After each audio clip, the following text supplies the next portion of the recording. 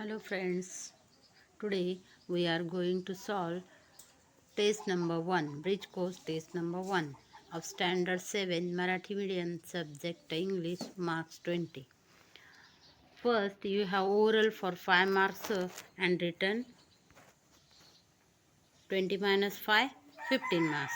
So when teacher takes your oral, what she will be asked question. See first question, speak 4-5 sentences about any one of the following topics. It is for 3 minutes and marks are 3 or first myself or things I can do.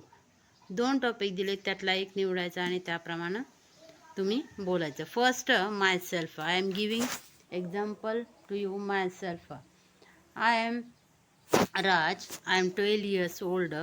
I am in standard 7th. The name of my school is काय असेल ते लिहा. सांगा. I like to play cricket.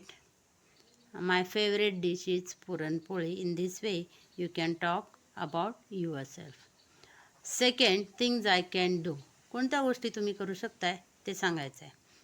मग दोन्हीपैकी एक निवडणार. फक्त मायसेल्फ सांगितला ठीक आहे, तो तुम्हाला नसेल सांगायचा. थिंग्स आय कॅन डू काय सांगणार, तुम्ही काय करू शकताय. I can play cricket, I can speak English fluently, I can swim. In this way you can talk things I can do. Next, second question. Read the following words in the word cloud carefully. Form any two meaningful sentence using any of the words from the word cloud. Now see, it is the word cloud, and in that there some words are given. He, she, bow, she, has, running, have, sa, the, why, pen and laughing. These words are given. काही काही ठिकाणी spelling इथं शी मधला C yes ची नाही, laughing मधला I N G नाही. बोलताना आपण पूर्ण उच्चार करत नाही, त्यामुळं दिलं नसेल कदाचित. पण याचा एक एक्झाम्पल दिलं आहे. फॉर एक्झाम्पल त्यांनी दिलं आहे she is running. She is running हे दिलं आहे. आपण काय राईट करू शकतो पहा. शी यातला ही घेतला, इज रनिंग घेऊ शकतोय. बघा कसं. He is running.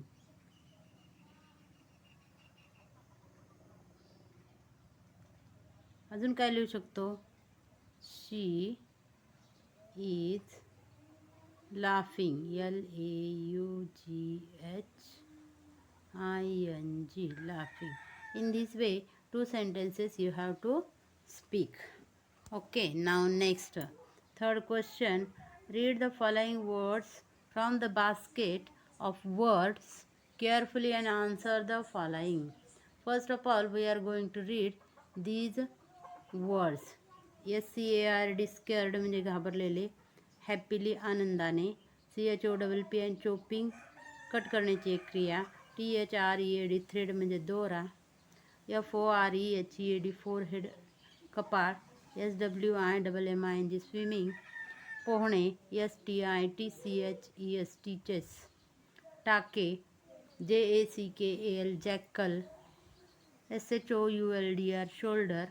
NEEDLE needle shoulder म्हणजे खांदा, निडल म्हणजे सुई.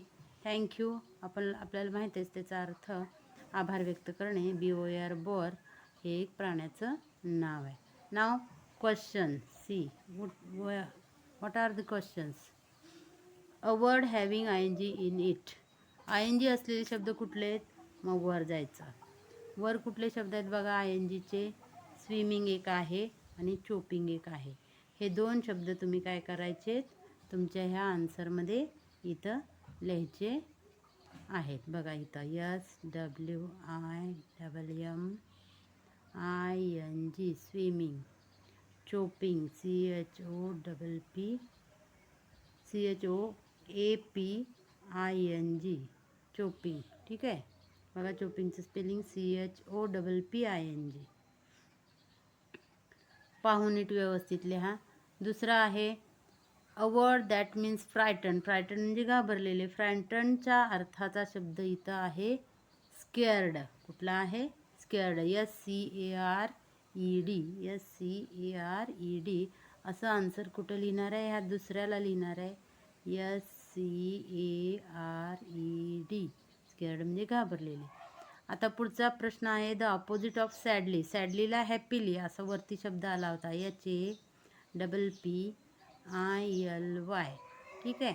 आता पुढं a word that means cutting. A word that means cutting. Cutting म्हणजे कट करणे याचा अर्थ आलता. मगाशी शब्द होता CHOPPING. चोपिंग म्हणजे कट करणे.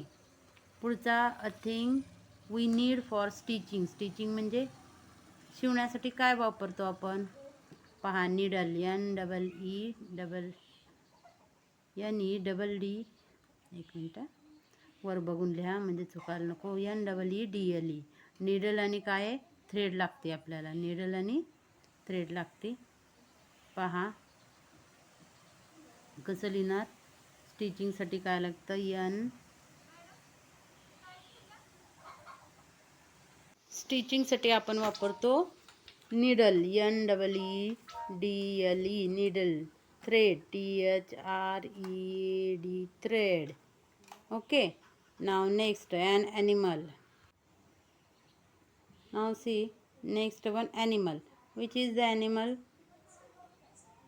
They have given boar and jackal. BOAR boar. JACKAL jackal.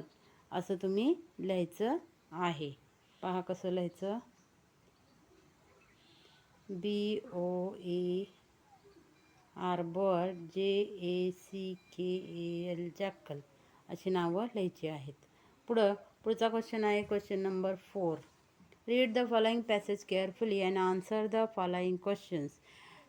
Now I am reading passage. It is written, when you were very young, your parents or other grown-ups did everything for you. They fed you, washed you, dressed you, and took you around. But things must have changed since then. Now that you are nearly 11, you must have learned to do many things all by yourselves. Now you are a do it yourself. That is DIY kid, right? Here's a list of some things an 11-year-old child should be able to do, and never mind if you can't do some of these things as yet. There's a whole year for you to learn these things. You will enjoy them. Now first question is there. What is the first question? What did your parent do for you when you were young? जेव्हा तुम्ही खूप लहान असता तेव्हा तुमचे parents काय करायचे? Answer बघायचं आहे. वेन यू पहिल्याच पॅसेजचे 2-3 ओळी वाचते, त्यातलं आन्सर असणार आहे. कसं ते शोधायचं सांगते मी. When you were very young, your parents or other grownups did everything for you. They fed you, wash you, dress you and took you around. पहा, they fed you, wash you, dress you. हे जे आहेत वाक्य ती सांगायचे आहेत. मग parents काय करत होते तुमच्यासाठी ते आन्सर लिहितोय आपण इथं. कसं येणार? व्हॅन आय एम नको, व्हेन आय वॉज घ्या. कारण प्रश्न आपला काय वेअरमध्ये भूतकाळात घडलेला आहे, म्हणून when I was young. When I was young, my parents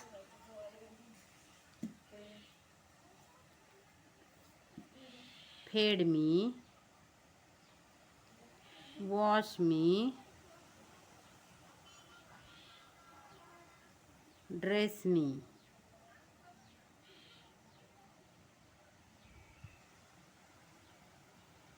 Parents washed me, dressed me असं लिहायचं आहे. पुढचा क्वेश्चन आहे व्हॉट इज डाय.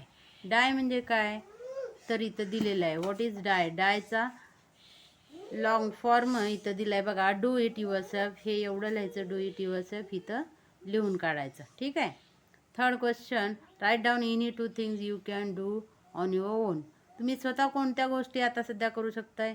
ज्या वर दिल्यात त्याच. I can wash, I can feed myself, I can dress myself. मग तेच लिहायचं आहे. कसं लिहिणार बघा. तिसऱ्याचा answer I can dress, dress myself. I can wash. Okay. Now, question number 4. Question number 4 मध्ये write down any 2 nouns from the passage. 2 nouns आपल्याला यातले शोधून लिहायचे आहेत. बघा पॅसेजमध्ये कोणते 2 नाउन आलेत मी सांगते तुम्हाला. पेरेंट्स आणि किड हे 2 नाउन्स तुम्हाला काय करायचे, चौथ्या प्रश्नामध्ये लिहायचे आहेत. आता 5वा प्रश्न, write down any 2 pronouns from the passage. Pronoun 2 pronoun आलेले आहेत. कुठले? दे एक आलेला आहे आणि यू एक आलेला आहे. हे 2 प्रोनाउन तिथं लिहा. ठीक आहे. आता खाली जाऊया. 6वा प्रश्न आहे. 6व्या प्रश्नामध्ये choose the right word related to the following verb. हे वर्ब वॉश, ड्रेस्ड, चेंज्ड हे वर्ब दिलेले आहेत. ह्या वर्बला योग्य होणारा शब्द कुठला आहे? केक आहे, क्लोथ्स आहे का पेन आणि बॉल आहे? तर यातला योग्य वर्ड आहे क्लोथ्स. मग तो शब्द तुम्ही काय करायचा आहे तिथं लिहायचा आहे. कसा बघा, इथं लिहायचा CLOTHES क्लोथ्स लिहायचं आहे. ओके. नाव नेक्स्ट पुढं जाऊया.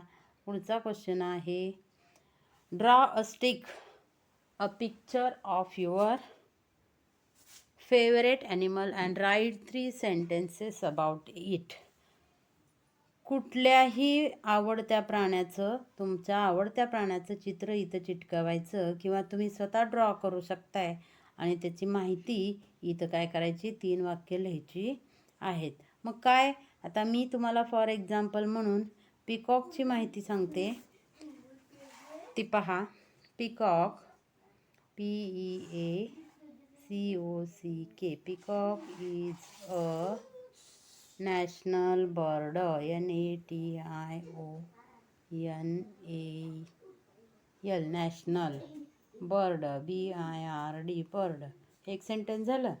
नाव second sentence, it is a very beautiful BEAUTIFUL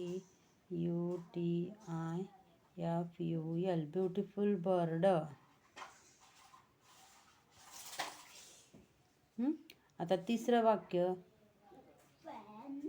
when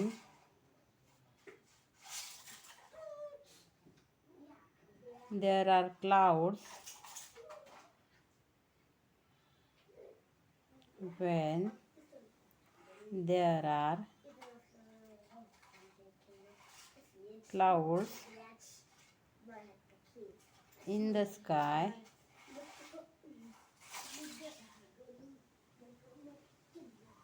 he dances